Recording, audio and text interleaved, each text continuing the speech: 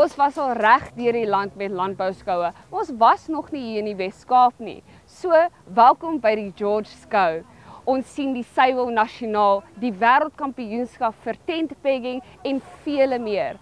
Ons gesels met beoordelaars, deelnemers, uitstallers en meer. So kom saam en geniet hierdie skou saam met ons.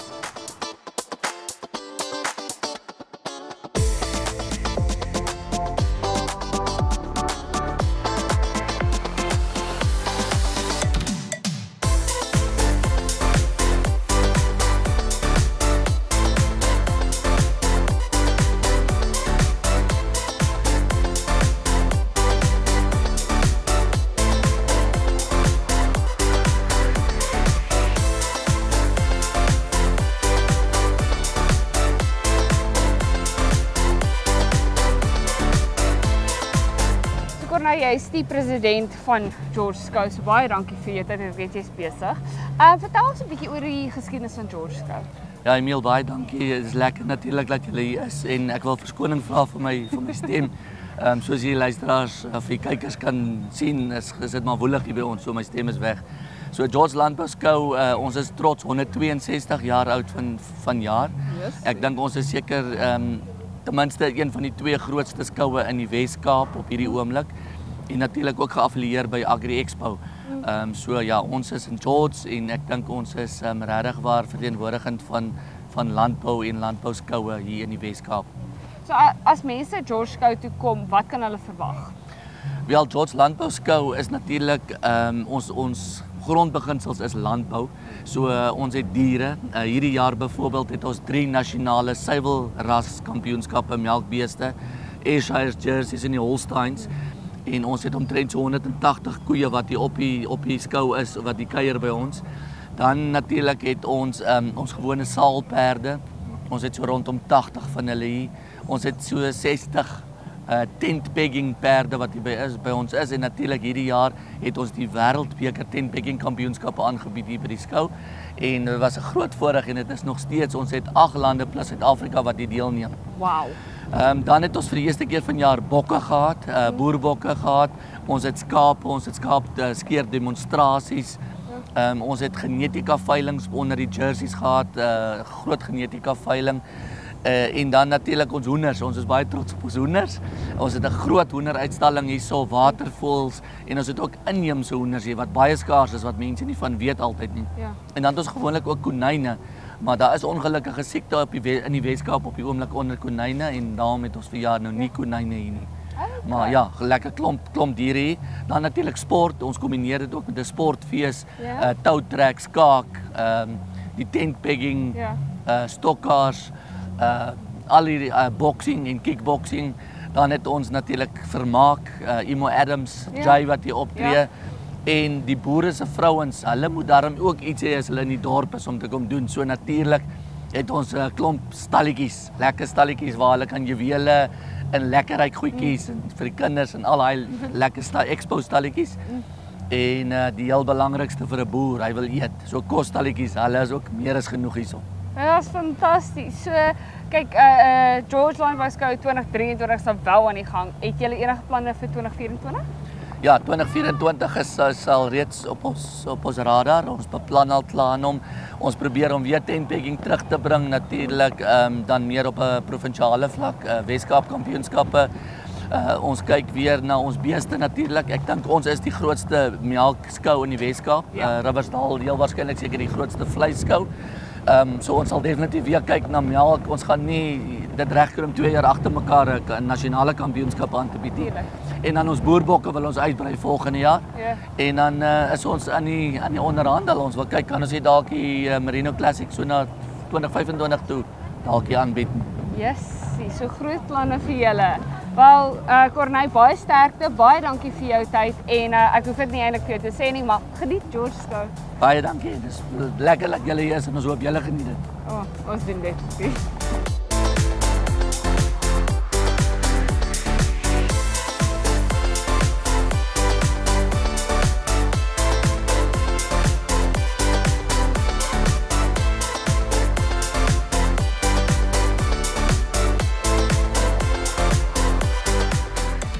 Hannes, jy's omtrent die algehele wenner vir die hoenderskou, het ek dit reg?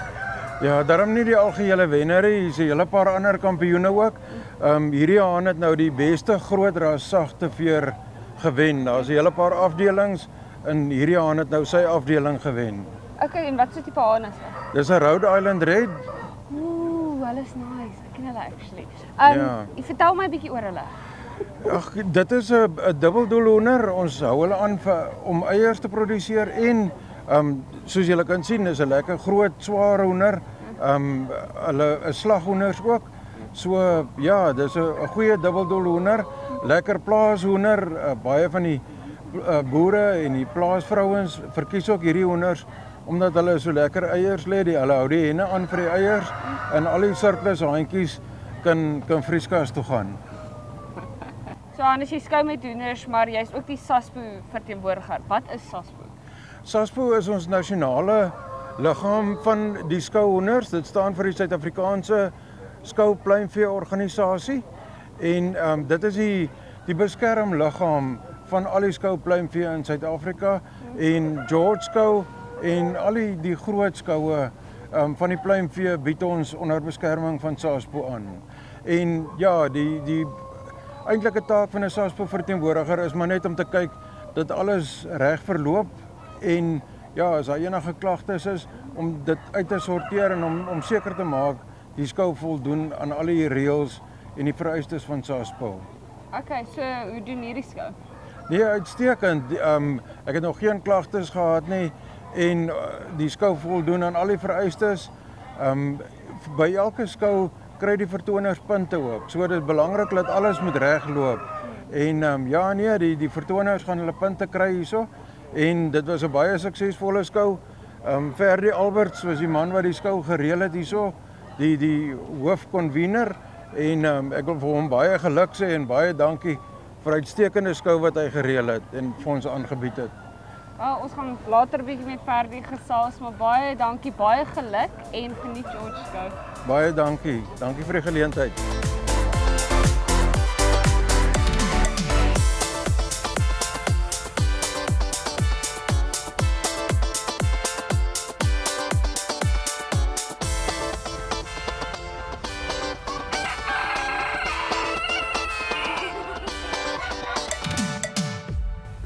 Jenny, wat het ons hierso? Okay, hierso het ons 'n silver blue modern game haantjie. Is 'n jong haantjie onder 12 maande oud. Skou ons hulle as jong hoenders. Okay. Ja. Dit is 'n redelike gewilde ras, nie baie ouens in Suid-Afrika wat hom teel nie. Ja. Ons is so ek sal sê 4 maksimum teelers in Suid-Afrika wat met hulle skou nasionaal. Ja. En ja, die groot probleem is ons kry nie regtig kans om nuwe bloed uit die buiteland in te voer nie. Ons word beperk in Suid-Afrika met die hoenders se invoere. Ja. Maar daar is maniere en ja, ons het soos ek sê, daar's 4 ouens in Suid-Afrika wat baie goeie standaard van hulle het. Ja. So wat as jy hom nou sou beoordeel? Jy is 'n beoordelaar. Waarna kyk jy? By hulle moet ons praat van reach. So hy moet as hy nou net nie wil gly nie. Hy moet regop staan en hy moet homself vertoon. So hy moet hoe hoër en hoe skraler hy is, hoe beter is dit vir die ras. En dis hoekom hy sulke verskriklike lang beentjies het. Ja. En so skraal lyfie, 680 gram maksimum gewig vir hulle en ja, die groter hoenders het nou hulle eie gewigte of die groot modern games, jy kry hulle in 'n groot ras ook. Maar die bantampie is gewoonlik 25% van die groot ras met dieselfde rasstandaard wat hy aan moet voldoen. Okay, en sy vere? Sy vere is redelik hard soos wat ons dit noem. Dit is 'n veghoendertjie, so dis 'n harde, hy val in die klas van harde vere. Ja. En dan ligte ras harde vere is sy kategorie wat hy inskou. Ons het 7 kategorieë wat die hoenders inskou. Sagte vere, swaar en ligte ras harde vere, swaar en ligte ras en dan kry jy egte bantams waar daar nie 'n groot ras van voorkom nie. So ja. Ja, is ongelooflik. Is daar iets anders wat jy vir ons kan wys? Ja, ek kan nog vele van die ander rasse ook van klein na 'n bietjie groter toe gaan. En wat het ons hier? Okay, hier het ons 'n swart Orpington groot haan. 'n jong haan. Hy's nou net so bietjie minder as 12 maande oud. Dit is nou ons broeityd, so hy was verlede jaar hierdie tyd het hy uitgebroei. En Orpington, hulle is geteel in Engeland. As 'n dubbeldoel ras wat eiers moet lê en wat genoeg vleis moet hê. Ja. Met 'n wit vel sodat hy mooi kan vertoon sonder vere en heelwat borsvleis wat hy het, dat hy mooi dat dit 'n mooi gaar hoender op die tafel is. Okay. Cash ete. En dan sy standaard wat ons probeer teel voor is die sirkel moet van al die kante rondom hom pas. So hy moet rond wees, hy moet sy skouers en sy heupe moet breed wees. Ja. En 'n sagte veerhoender so by hulle gaan dit alles oor die kondisie van sy vere. Okay. Sy vere tel baie punte in die standaard as jy hom beoordeel en dan ook die vere moet mooi breë vere wees. Hoe meer veer, hoe teen die beter die hoender dan vertoon op die skou. Okay, so jy skou met hoender en kyk, skoudiere moet geprep word. Hoe prep jy so 'n hoender? Ek was hom soos wat ek my hare sal was met Colgate Apple shampoo en ek was hom heeltemal nat. Ja. En die mooiste vertoning van hom kry jy as jy hom dan natuurlik kan laat droog raak. Nou ons in die Kaap trek swaar daarin want in die winter is dit koud en dan vrek jy van die koue as jy hom nie warm maak nie. So ons blaas hulle maar droog soos met 'n haardroër of met 'n fan en dan jy moet hom hoe minder jy aan die nat vere torring hoe beter. Ja. Want as hy natuurlik droog raak dan vertoon hy op sy mooiste en lê elke veertjie in sy plek. Ja. En ja, as sy vere in plek is dan so vertoon hy net beter in die hok. So fluff hy. Ja, dan sy fluff. Ongelooflik. Ja. So wat is die verskil tussen 'n skouhoender en jou plaashoender? Hierdie swart haan gaan in grootte omtrent 'n derde verloor as jy hom gaan buite laat loop en 'n plaashoender van hom maak. Ja. En dis ongelukkig een van die nadele. Op die skou kom jy ou en hy koop 'n hoender wat op die skou staan en hy dink as hy hom net op die plaas gaan los of in die werf gaan los dan gaan hy so mooi bly. Ons het beperk hom in sy loop en sy spasie en ons sorg dat al die vere heel bly want as jy hom beoordeel en daar's gebreekte vere in die hoender dan trek jy punte af. En so want dit is 'n sagte veerhoender. Sagte vere equals punte vir die kondisie van die vere ook. So ja, en elke ras het sy eie standaard en ons beoordeel hulle volgens die rasstandaard. Okay. Yes. En is dit iets wat in evolusie gebeur het, is mensgemaak? Dit is, ek dink al die rasse is mensgemaak. Dit het begin by die jungle vel en soos wat ons in Engels sou sê, hulle is domesticated, almal van hulle is maar geteel daarna toe soos wat die mense hom wil gehad het. En partykeer tel dit teen jou hierdie Orpington ras baie keer moet ons die vere agterknip sodat hy kan paar want daar's net te veel vere om ordentlik te paar en dan kry jy eiers wat onbevrug is van die henne want daar's net te veel vere want ons teel hom dan nou vir maksimum vere. So ongelooflik. Ja. Jy's so handsome. Ja. Hy is nog 'n handsome kerel. Hy is regtig mooi. Maar hy is trots op homself, hoor.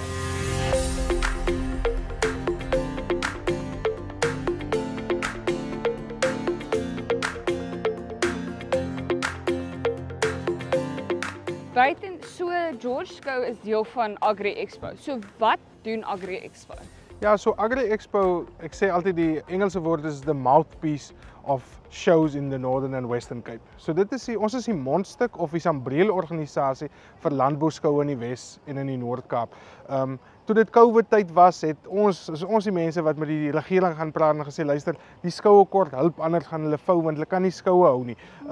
Ons is ook die mense wat hulle finansiëel ondersteun saam met 'n klomp ander borge en dan ook probeer ons hulle help op verskeie maniere, onder andere om te kyk dat die datums tussen skoue ordentlik gekoördineer word. Ons hou elke jaar 'n lede-skouvergadering waar ons dan nou al die skoue bymekaar bring om vir hulle, jy weet, 'n bietjie die uitdagings met hulle te praat en te gesels oor en bietjie pitkos vir hulle te gee sodat hulle beter kan weggaan en bietjie moed skep om weer hulle nuwe skou aan te gaan bied vir die volgende jaar. So ja, baie betrokke op die landbouskou in die Weskaap, spesifiek hier by George, soos julle weet, ook baie betrokke by die jeugskoue. Hier was vandag ook 'n wonderlike jeugskou op George. So ja, lekker betrokke en dit is Agri Expo se landbougenootskap. Ons het self nie meer 'n skougronde vandag nie. Goodwood was ons laaste skou, maar ons ploeg terug deur middel van die platlandse landbouskoue. Okay. So die Wes-Kaapse skoue is 'n bietjie anders as wat ons in die Noorde sien. So waaraan fokus die Kaapse skoue? Ja, so ek dink dat in die eerste plek is dit gekoördineer. So al die skoue kom bymekaar en dit resulteer half onder Agri Expo. So in die eerste plek word dit gekoördineer, want ek dink nie iemand in die Noorde koördineer al die skoue in die Noorde nie. So dit is die eerste ding. Dan die tweede ding is ons fokus maar op die goed wat ons hier het. Met ander woorde, baie van die landbouskoue sal byvoorbeeld landbouoggende het in nommer 1, maar dit sal van toepassing wees op die landbou in die streek en in die distrik of in die area waar die skou plaasvind. Dan byvoorbeeld in die Suid-Kaap sal jy sien, is altyd lekker merino skoue byvoorbeeld. In die Karoo sal jy weer 'n bietjie boerbokskoue sien. Jy sal Angus skoue op sekere plekke sien, Hereford skoue op ander plekke sien, jy weet. So ek dink dat die landbou wat in die omgewing is, dit is great.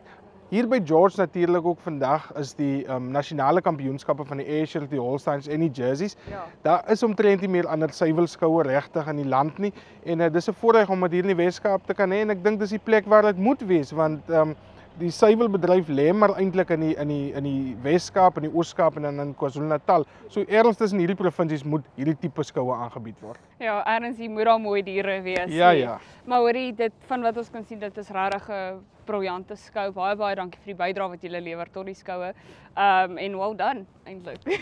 Baie dankie, dis vir ons lekker en dis ons being, landbouskoue en skoue, landboukompetisies in die algeheel is ons being en solank as wat Agri Expo bestaan, solank sal ons landbouskoue ondersteun.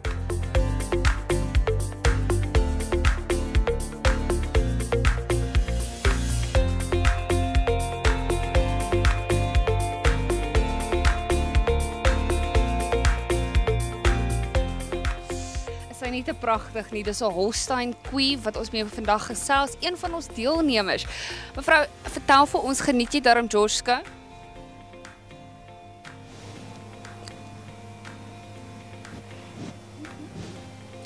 Sy het daarom baie om te sê. En hoe het jy gevaar in jou klas, weet jy al? Dink jy sy het al geskou nie. Wel, mevrou, baie dankie vir jou tyd. Jy's absoluut pragtig, so mooi geskeer. Kan jy glo? Mevrou, geniet jou dag, geniet George skou en ons hoop om jou in jou klas te sien. Dink sy het nou genoeg gehad. Hou my vertel vir my, hoe het jy gedoen vandag? Heel goed, ek het nie verwag dat dit so goed gaan uitdraai nie as 'n ouma so rondom jou kyk en sien die kompetisie wat teen jou staan, dan raak 'n ouma so 'n bietjie bewerig in die broek, maar sy het my heel verras en veral in die eerste ronde toe my seentjie ook bygestap het. Hy was ook maar so 'n bietjie moeilik, maar op die einde van die dag het hulle albei my verras. So baie voorreg en ja, ons bly vir die uitslag. So jy sê jou naam is Sturgis en Cynthia. Sturgis Cynthia, ja. Vertel ons 'n bietjie oor haar.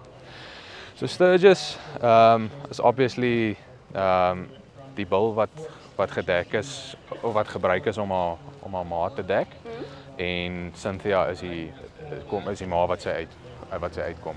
So dan maak ons obviously haar naam 'n kombinasie van die bil wat gebruik is op haar ma en dan nou haar ma se naam, Sturgis Cynthia. Okay, so hoe het jy haar gekies om mee te skou?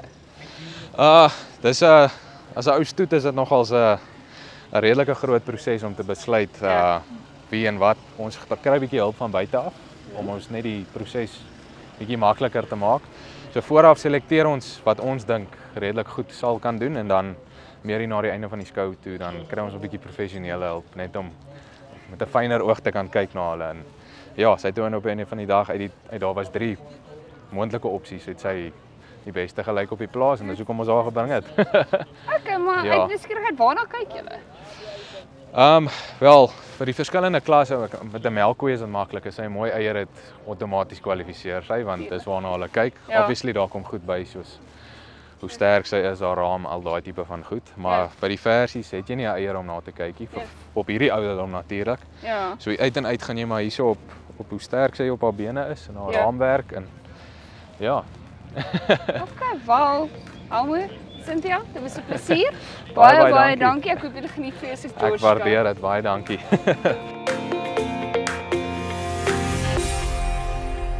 Pieter, so hierso by die skou is daar 'n mobiele dairy. Ja. Vertel my 'n bietjie van hierdie ding. Ag oor die jare het ons nou al gesukkel. Ons het begin by die begin waar ons 'n een koe op 'n slag gemelk het en toe later aan 2 koeie, maar die koeie het meer geraak en dit vat langer om hulle te melk. Toe het ons besluit om 'n mobiele skuifbare melkmasjien op te sit. Okay. En waar ons dit nou uitgebrei het na 7 punte toe. Ja. Dit vat ons plus minus so 2 ure om hom aan mekaar te sit. Ja. En ja, dan is hy daar vir die boere om te gebruik. Ja. En ja, dis maar dit. Okay, so dis 'n statiese ding, sou 'n ding wat kon beweeg werk? Dit sal dit makliker gemaak het as hy kan, maar ons het nie op elke plek altyd dieselfde presisieselde afdak of area waar ons melk nie. So ons pas hom maar aan van stal tot stal waar ons sou gaan. Ons doen dit in George, ons doen dit in Heidelberg, ons doen dit in Swellendam en ons doen dit in Bredasdorp. O, okay. So ja, hy travel en as dit klaar gemelk is, dan pak ons hom weg en ons stoor hom totdat ons tot die volgende skou weer daar is. Okay, so as 'n dairy, hoe werk dit? Is daar 'n masjien, word dit verkoel? Daar's 'n vacuumpomp in die agterkant Ja. wat die vacuum maak. Dan is daar 'n end unit, ons noem dit 'n end unit, dis 'n versamelpunt waar die melk versamel word soos dit van die koei afkom. Ja. Daar van die versamelpunt af word hulle in die melktank ingepomp, wat die melk dan weer verkoel en daarna as dit afgekoel is, dan en die tank is vol, dan pomp ons dit oor in die melktrok in wat na die fabriek toe gaan weer. Okay. Dis interessant. En dan hoe voel die koeie daaroor? Is dit vir hulle Dis maar 'n standaard prosedure elke dag. Dis maar dieselfde masjien wat op die plaas is wat ons hier rondskuif ook. Dis cool. Waar die idee vandaan gekom? Ja, dis maar net om ons boere te ondersteun wat ons deur die jare ondersteun, help ons dit om dit makliker te maak vir hulle wanneer hulle gaan skou. Wow. Ja. Ongelooflik. Wel geniet jy daarom George skou? Ja, baie lekker, is altyd lekker. Dis wonderlik. Maar baie dankie en uitstekende dienste wat jy lewer hierso. Baie dankie. Michael, tell me a bit about what you do. I'm the honorary secretary, so that means that I'm not paid, but I'm the honorary secretary of the Royal Agricultural Society of the Commonwealth. In effect, I'm the CEO of the society. Okay, so what does that entail? What are your responsibilities then? I'm the sort of main contact point for the society. I mean, we're a very small organisation. We're a charity in UK terms. We don't employ anybody. We have a board of trustees, and we have 3 people, what we call office holders. Myself as the honorary secretary. I have an honorary treasurer, which would be the equivalent of a finance director, and an honorary press officer and member liaison officer, who sort of helps keep in touch with show societies, most around the Commonwealth, mostly of course remotely, and through email and through social media. Okay. So, as I understand, you've been around the world seeing agricultural shows, am I correct? Yeah, yeah. So how does South Africa compare? Well, we don't have as many members as I would like in South Africa, but I suppose as a country, a big agricultural country, there are not as many what I would call a bigger type of agricultural show. In the UK, we have quite a number. You know, the biggest range from 250,000 people attending over 4 days. Probably have another dozen that are around the 100,000 mark, scattered around the country, from Yorkshire down to the West Country, to Cornwall, to Southeast England, to Norfolk, and some local shows in Wales. We have a member in Northern Ireland. So yeah, and then we'll also have a lot of local shows as well. One's a bit like this, in George, local shows where you have 2 days, 30,000-40,000 people attending, and rather like this show, usually quite a good, here today, very good showing of cattle. And there's still, the other thing I would say about shows here, there's still quite a good agricultural content. In quite a number of the shows, agriculture is still there, and there's still animals, and the societies are all playing a very important part in imparting the agricultural story to the urban population. Wow. Which is one of the most important things that we do.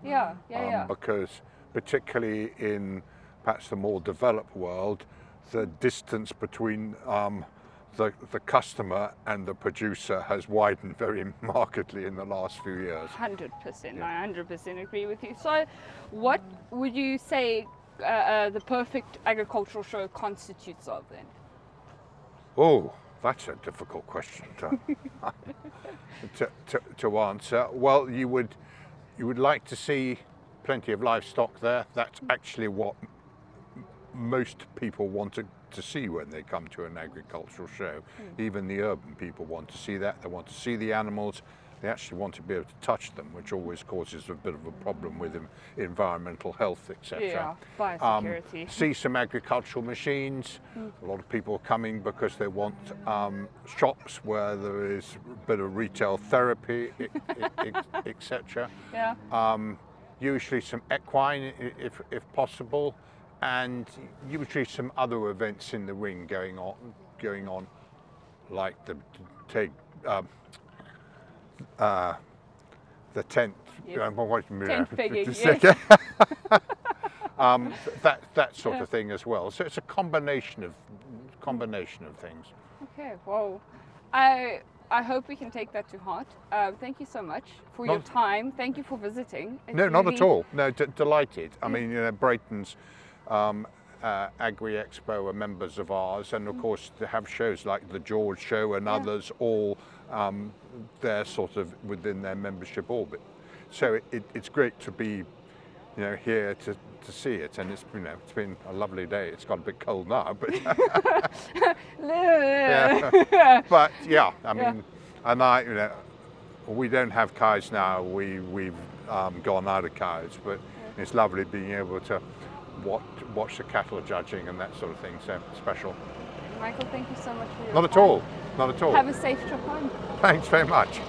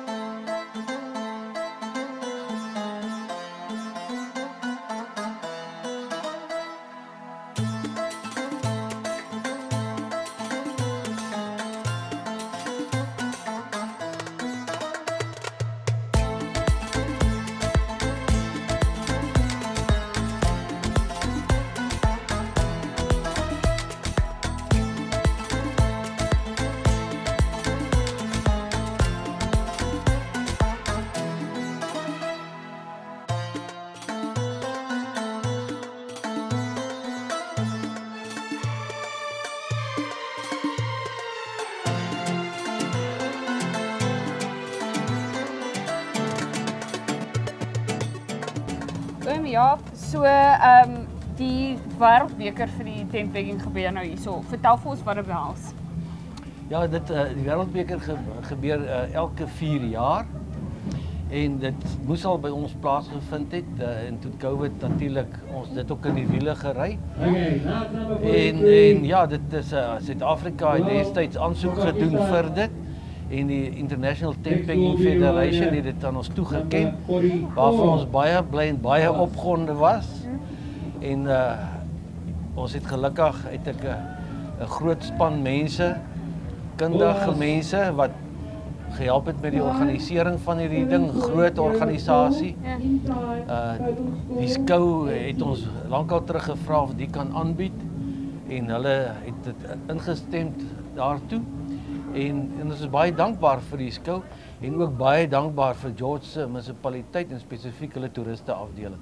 Het ons ontsettend geborg met baie goed en hulle het ons baie gehelp met van die reëlings en die goed en ja, dit is wonderlik. Dis wonderlik geweest. Dis amazing. So nou ek wil graag weet, hoe werk die kompetisie? Laat julle die deelnemers perde inbring of gee hulle perde? Nee. Wêreldwyd moet die gasheer land moet perde verskaf. So wat ons gedoen het, ons het uit al ons provinsies uit van die ruiters se perde het hulle beskikbaar gestel om hulle perde hier te gebruik. En ja,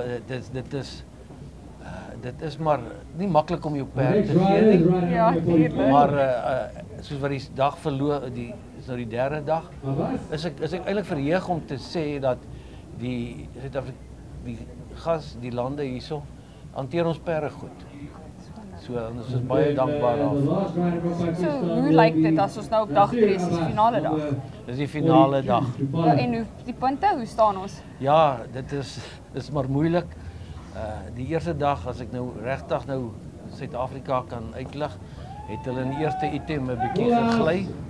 En ja, dit het nie goed gegaan met ons span nie. Teen gisteraand was die finale stand.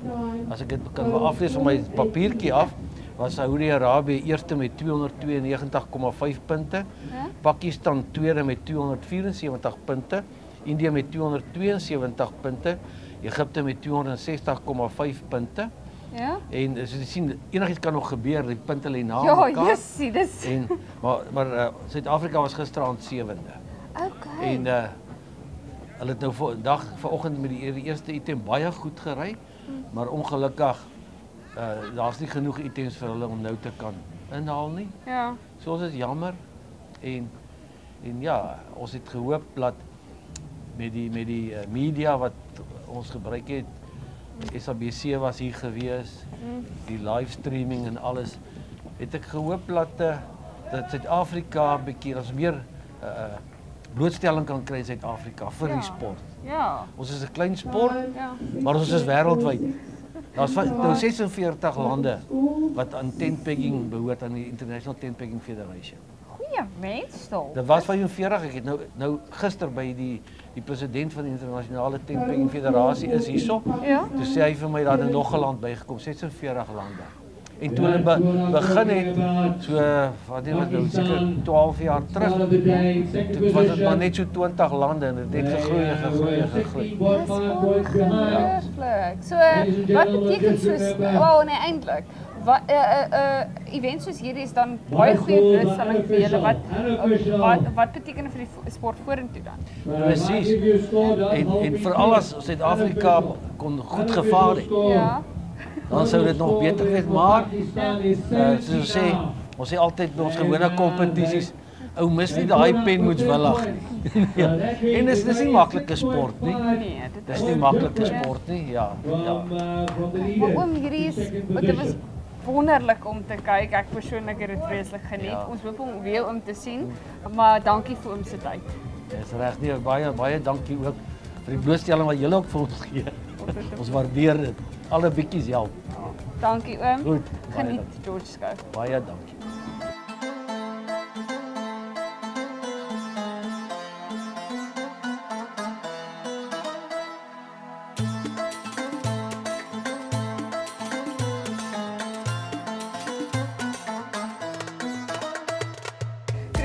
Vertel vir my oor hierdie pragtige ding.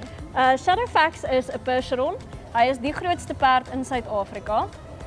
En hy is een van die laastes van sy soort. Hulle is skaarser as wat renosters is. Wat? Hulle is, ja. So Shadowfax is in Ruiterbos gebore. Hy is nou 11 jaar oud en ons steel met hom. Hy is ons hoofsteelperd. Ja. Hy het nou 3 filletjies op pad in Oktober. Okay. En as jy hulle wil ontmoet, dan kan jy 'n draai gaan maak by Outeniqua Moon. Dis ongelooflik. So hoe lank boer julle al met hulle? Die plaas bestaan al vir 23 jaar. Ja. En daar is 22 percherons op die plaas op die huidige oomblik. Wat kan jy 'n bietjie vertel oor percherons? Percherons was die ou Suid-Afrikaanse werksperde. Hulle het alles gedoen. Hulle het geploeg, hulle het die bierkarretjies gesleep, hulle het die melk gesleep, hulle het die mense vervoer. Voor die industriële revolusie het hulle alles gedoen wat 'n kar en 'n trekker doen. So hy is nie baie lief vir trekkers nou nie, want die trekker het hom vervang. Sy werk gesteel. Hulle het hulle in hordes geslag in die 1930s. Daar was 1.5 miljoen van hulle in Suid-Afrika geslag. Jessie. Daar is nou so wat 190 000 oor in die wêreld. So hulle is die laaste bietjie wat ons oor het van die ou wêreld waar ons perdekrag gebruik het in plaas van karkrag. Kyk, Christine, so hoekom hulle terugbring? Dit is die laaste link wat ons het van die ou wêreld. As hierdie perde verdwyn, sal dit 'n ongelooflike los wees vir ons. Percherons is 'n ongelooflike perd. Hulle, as jy op hulle sit, dan glimlag hulle. Okay, en dink jy hy het enige kommentaar om te lewe? Okay, meneer Snor, wat wil jy sê? Shadowfax, hoe voel jy oor George Skou?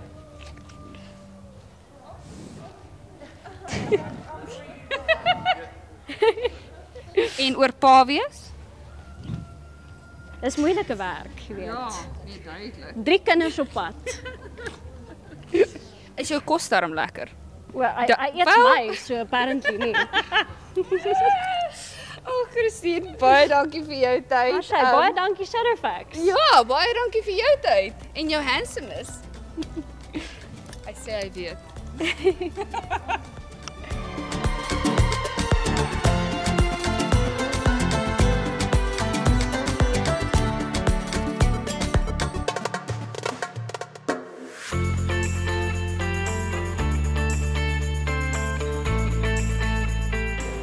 Hi, my name is Mary James and I'm the Head of Communication for the Western Cape Department of Agriculture. Pleased to meet you. My name is Marieke Cornelissen, also from the Western Cape Department of Agriculture, working at the college, doing the quality management and transformation, also responsible for the agricultural skills development sub-program. So the Western Cape Department of Agriculture is focused at serving our citizens, our farmers, as well as the agricultural sector at large. And we have a number of programs focusing on the various aspects of agriculture in order to support our farmers and our sector. One of these programs is a sustainable resource use management, agricultural producer support and development, economic services, veterinary services, the agricultural education training center, the rural development, and the RTDS, which is the Research and Technology Development Services. So Mary referred to the different programs within the department, of which we are one, the college in Leymenston, Elsenburg College. And this year we celebrate our 125th birthday, and we are quite excited. Our college was established in 1898, and we've got a very proud history. Our flagship training is the winemaking, and we are very proud to say that evaluations showed that our students graduating as winemakers are taken up in the industry immediately. They don't have any challenges with employment. We offer a degree in collaboration with Stellenbosch University. We offer a diploma in agricultural management that is on the higher education and training side. Then agricultural skills development, we have a national certificate in plant or animal production, and we offer various short skills courses. So those short skills courses can be production courses, but we also focus on soft skills courses like time management, meeting procedures, conflict management, and those modules are also formal modules within our higher education and training side in the degree and diploma, more referred to as the extension modules. So a recent evaluation that was done on our training offerings on the employability of our graduates showed that extension modules taught the students how to act once they enter a workplace. And one student made a comment to say that actually brought so much confidence to him, or I think it was a boy, and how often he had to use his textbooks to go back to as he entered as a young person this new workplace environment. The degree is a 3-year degree, and the diploma is also a 3-year degree, but the diploma has got a the final year. The students will go and do workplace integrated learning. That doesn't only give them an opportunity to do their own networking with regard to future employment, but it also gives them an opportunity to feel the reality within the workplace itself, you know. So at the end of the day, once they receive their diploma, they've got 1 year work experience as well. So what's exciting about what Mariki just said is exactly what excites me about the department. We try and make everything as practical as possible, which is why we're here at the George Show this week. We've brought our research and technology right to our citizens, our farmers, and you will find at our stand the program RTDS, which is the Research and Technology Development Services. They're based at Outeniqua. One of the outstations is based in Outeniqua, focusing on the milk and pastoral sciences specifically. And I think it's important to get the most relevant information to our citizens in that area where they're actually farming. And it comes back to what we actually do for our farmers. We bring through the things that they need in order to be able to produce and to improve the economy of our country and our province at large. Similar to that, we have our veterinary service at the George Show at the moment as well. Biosecurity is very important for us as a department at the moment. It's a hot topic, especially because of the number of animal diseases that you find popping up these days. So we want to ensure that this information is sent out not just to the farming community but also to the citizens at large, because it's important to vaccinate and keep your animals healthy. There are also other things that one can do in terms of when you buy animal products to ensure that you buy healthy animal products in order to play a role, because biosecurity essentially is a shared responsibility. So what else we have here is the Agriculture Producers Support Development Program, which focuses on farmer sharing information with farmers. So we have information days and farmers days all throughout the province, on topics that's very relevant to them. So from animal production to plant production, we have a number of information farmers days that supports them in that sense. We also take our information out to schools and encourage youngsters to also consider agriculture as a career, because I think one of the things that we fail to educate our youth is that there are so many other opportunities out in agriculture than just farming in itself. There are a lot of different components to it. You can be a drone pilot, you can be a biotechnologist, you can be a veterinarian. So we want to expose them to that at a very young age. And we have career days focused on these youngsters on an annual basis.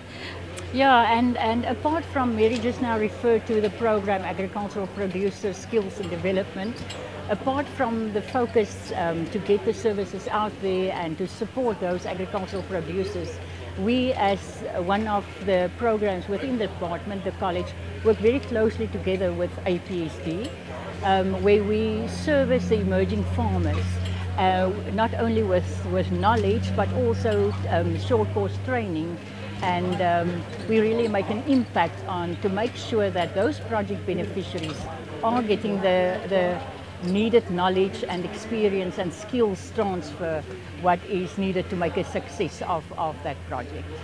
And I think there's a key word there, training, and one of the other things that we're very excited about at the department is the Economic Services Unit or program focuses on, they have a program called the agri-processing, and we have an agri-processing on wheels which takes, it's 2 trailers, one focused on meat product agri-processing and another one for fruit and veg processing. And we take that out literally to the communities in order to give them training on how they can improve or sort of stretch what the products that they have. So if it's fruits and vegetable, processing that to cutting and chopping and dicing to making things like chutneys and jams out of it, so that you're able to do more with what you have. Because essentially what we also want to do is try and improve rural communities and rural growth, from an economic point of view. And fight hunger. Yes, so precisely. Mary just referred to the agri-processing on wheels. I'm not sure, but on our website, www.elsenburg.com, we have a lot of information. We've got the different programs, our vision, mission, with the purpose of each program, and all the different applications, reports, technologies, statistics that can be found around what we are doing and the services that we offer for you, the citizen, being a public servant. And if people want to contact the college itself, I just need to say that applications open every year on the 1st of April with a closing date of the 30th of June. And obviously applications closed already for 2024, but next year in 2024 it will open again for the next year's study. So the email address to access there is DOA in capital letters .study STUDY at westerncape.gov.za. And there are a number of funding opportunities for small-scale emerging farmers as well. Usually the cost funding applications open up in the beginning of the year and closes towards the middle of the year. So I would encourage the viewers to look out for that, because it's an opportunity for them to also get into the agriculture space. There are various requirements, but that they can find out in the application form itself. And as Mariki had mentioned, you can visit our website for more information, which is www.elsenburg.com, or you can email us at doa.info@westerncape.gov.za.